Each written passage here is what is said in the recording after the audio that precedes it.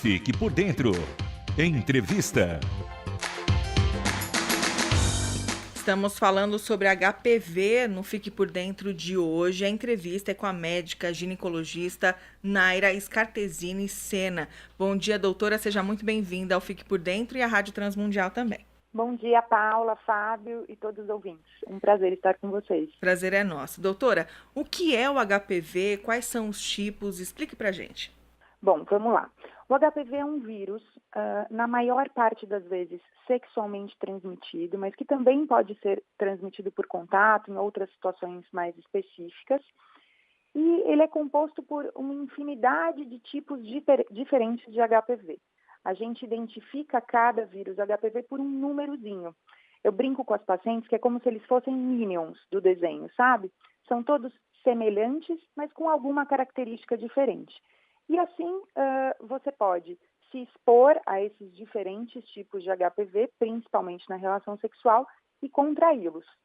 E uma vez com o vírus, a chance da mulher desenvolver o câncer de colo de útero ou verrugas genitais é grande. Então, por isso a nossa preocupação, principalmente com relação à prevenção do câncer de colo de útero e o tratamento das verrugas genitais. Você falou um pouquinho sobre os contágios. Eu queria que você explicasse quais são as formas de contágio do HPV. Claro.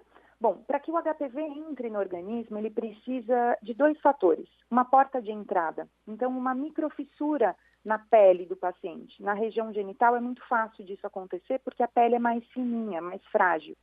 E, além disso, contato. Então, eu preciso do contato entre os parceiros, tendo um deles o HPV, para que o vírus possa pular para o outro organismo. Então, passar para o outro organismo. Dessa forma, na relação sexual é fácil de entender como que a contaminação acontece, porque com todo o atrito da relação sexual criam-se as microfissuras e o tempo de contato, o vírus passa de um organismo para o outro. Mas, além disso, e para desmistificar a ideia de que o vírus HPV só se relaciona à relação sexual, a gente também pode ter a contaminação em outras situações. Então, vou exemplificar. Um grupo de adolescentes que vai no carnaval, todo mundo para a praia. Elas ficam lá na praia o dia inteiro com a roupa úmida, o biquíni ou o maiô úmidos, e isso cria microfissuras na região genital, claro, pelo tempo de exposição à umidade. Elas não se alimentam bem, dormem mal, consomem álcool, tabaco, tudo isso fragiliza a imunidade. E na hora de ir para a praia, na manhã seguinte, uma delas que tem as lesões de HPV coloca o biquíni inicialmente e fala, não curti, vou com outro. Tira e passa para a colega. A colega, ao entrar em contato rapidamente com aquele tecido que teve contato inicial com as lesões da colega, da amiga inicial, pode contrair, tendo a porta de entrada e a imunidade fragilizada. É claro que você precisa de uma conjunção de fatores, por isso é muito mais fácil a contaminação na relação sexual, mas ela também pode acontecer por outros meios de transporte do vírus. E a gente pensa, né, que não só em situações como a doutora citou, mas são coisas muito simples, né? Na praia, por exemplo, você pode ter esse problema. Doutora, a doença apresenta sintomas? Então, de fato, a contaminação é muito frequente. 80% da população sexualmente ativa tem ou já teve HPV. E quando a gente fala disso, você pensa, nossa, mas 80% é muita gente que eu conheço. Porque muitas vezes a doença pode ser latente, ela não se manifesta em sintomas.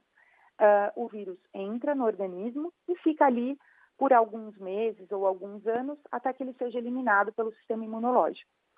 Em outros casos, ele pode se manifestar como lesões na célula, que podem ser visíveis a olho nu, então são as verrugas, as famosas verrugas, os condilomas genitais, ou não visíveis a olho nu, mas identificáveis no Papa Nicolau, no caso da mulher, que são lesões estruturais da célula. É uma coisa microscópica, mas quando você vai estudar aquela célula na coleta do Papa Nicolau anual, você identifica a lesão causada pelo vírus. Você falou sobre as mulheres, né, que emprestam os biquínis e acontece o problema da transmissão da doença. No caso do homem, acontece também que a gente sabe que às vezes um amigo chega na praia, esqueceu de levar alguma roupa de banho e você acaba emprestando também. Acontece com o homem também a transmissão ou é mais difícil? Bom, 2 pontos importantes aí. O vírus vive pouco tempo fora do organismo. Fora do corpo humano, ele vive pouco tempo. Então, esse contato tem que ser sempre efêmero, rápido.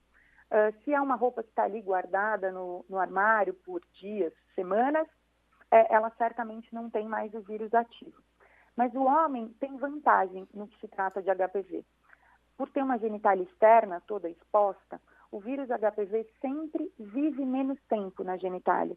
Então, quando a gente vê estudos científicos, a gente vê que no organismo masculino o vírus pode viver aí até 6 meses, um pouquinho mais, dependendo da imunidade do paciente, mas no organismo feminino ele pode ficar por até 5 ou 6 anos ativo. A gente está de boca aberta Em aqui. choque. Doutora, além do câncer do colo de útero, quais são as outras doenças que podem surgir aí a partir da contaminação pelo HPV? Legal. Bom, outros tipos de câncer genital, até o câncer de pênis, o câncer de vulva, podem acontecer pelo contato com o HPV, porque o HPV vai criar um defeito na célula que ele habita, né? Como todo vírus, ele precisa de uma célula para viver. Então, ele entra dentro dessa célula e cria alguns defeitos ali. E por mais que seu sistema imunológico mande ele embora, essa estrutura da célula danificada continua. E a gente sabe que o câncer vem de uma célula com defeito que se multiplica. Então, o câncer de colo de útero é o mais famoso e totalmente relacionado ao HPV, mas os outros tipos de câncer, que têm outras etiologias, outras causas, também podem ter influência do HPV. Além disso, tem o câncer de garganta, porque no sexo oral você acaba tendo uma exposição grande ao vírus. A mucosa da cavidade oral junto com a mucosa da região genital. Então, ele também pode se associar ao câncer de garganta. Além dos condilomas, que são as verrugas que mais comumente acontecem na região genital. Bom, e dizem que o preservativo masculino, ele não protege contra o HPV. Isso é verdade ou mentira? Perfeito. Na verdade, nenhum tipo de preservativo, nem o masculino nem o feminino, protege em 100% contra o vírus. Na verdade, falando do preservativo mais comum, que é o masculino, ele cobre exclusivamente o pênis. Ele não cobre a raiz da coxa, a bolsa escrotal, que são áreas que também podem ter lesões pelo vírus. Então, é natural que no contato sexual você tenha atrito com essas peles dessas outras regiões e possa se contaminar se ali tiver uma lesão. É indispensável o uso do preservativo, entenda, ele é muito importante por diminuir a área de exposição. A gente nunca deve eliminá-lo nesse raciocínio de, já que eu não vou me proteger 100%, então para que usá-lo? De forma nenhuma. Ele diminui a exposição, mas a exposição ainda existe. No preservativo feminino, ele, não sei se vocês já viram, mas ele é como se fosse um canalzinho com 2 anéis, um em cada extremidade. Um anel fica dentro da vagina, conduzindo esse canal de látex até a área externa da vulva, onde fica o outro anel. Então, a área coberta pelo látex do preservativo tende a ser um pouquinho maior ali, ela cobre um pouco dos pequenos e grandes lábios, mas da mesma forma, ele não é 100% eficaz na prevenção. Por isso existe a vacina. A gente vai falar sobre a vacina daqui um pouquinho, mas eu fiquei pensando, porque eu sei que as mulheres, historicamente, elas procuram se cuidar mais do que os homens, né? E então, por isso, de repente, a identificação de casos de HPV seja maior entre elas. É isso mesmo, doutora? Historicamente, culturalmente, as mulheres buscam mais os médicos do que os homens. E as mulheres têm a preocupação de fazer seus exames anuais com a ginecologista. Então, só nessa oportunidade a gente já colhe o Papa Nicolau, que é uma ótima triagem para o HPV. Existem outros testes possíveis de diagnóstico, testes biomoleculares, que a gente já faz na mesma coleta do Papa Nicolau, pesquisando a presença do vírus. E quando a gente identifica aí algum sinal de possibilidade de presença do vírus, daí a gente amplia essa pesquisa, fazendo colposcopia, vulvoscopia, que são exames de microscopia, que o médico vai lá com um microscópio, passa um líquidozinho que identifica as células que podem se multiplicar mais rápido pela presença do vírus e, se precisar, faz uma biópsia, tira ali uma célula, algumas células, claro. No homem, existe todo esse trâmite também, mas é muito raro que o homem no início de sua vida reprodutiva, procure um urologista, né? Não existe culturalmente essa tendência, assim como as mulheres que começam a menstruar e já procuram um ginecologista para fazer o acompanhamento. Então, o homem também pode ir ao urologista, fazer um exame de peniscopia, que é exatamente esse mesmo exame de microscopia, com o microscópio olhar toda a genitália e procurar pelas lesões. Porque quando a gente fala de verrugas genitais, a gente acha que elas sempre são muito visíveis e que você vai identificá-las facilmente. Mas é um engano. Muitas vezes elas são diminutas, bem pequenininhas. Em meio a tantas dobrinhas da região genital, o próprio paciente pode não enxergar, não ver que elas existem.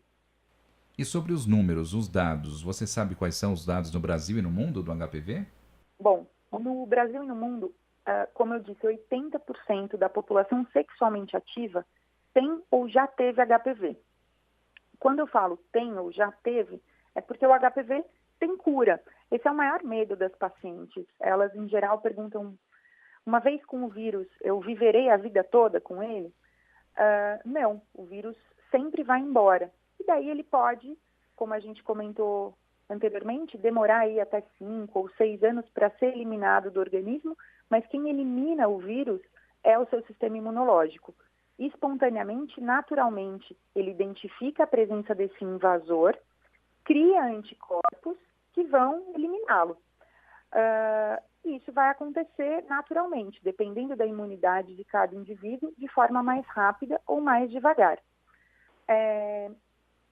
Agora, independente de eu eliminar o vírus, a lesão que ele causou, aquele defeitozinho na célula ou aquela verruga que apareceu com ele, isso tem que ser tratado com o médico, porque ela não vai desaparecer espontaneamente. Eu vou insistir na questão dos homens, porque eu acho muito importante. Hein, Paula? Não, nós temos muitos ouvintes homens nesse horário do programa e a atenção é para eles mesmo. Doutora, tem alguma prova científica, algum estudo científico que demonstre por que dessa teimosia toda em buscar o médico?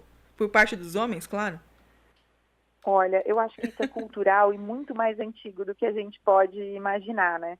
Como a mulher menstrua, isso faz com que ela procure uma ginecologista para entender esse processo, para se preparar para os próximos meses, para saber como que ela pode, enfim, evitar os incômodos que eventualmente a menstruação possa lhe trazer.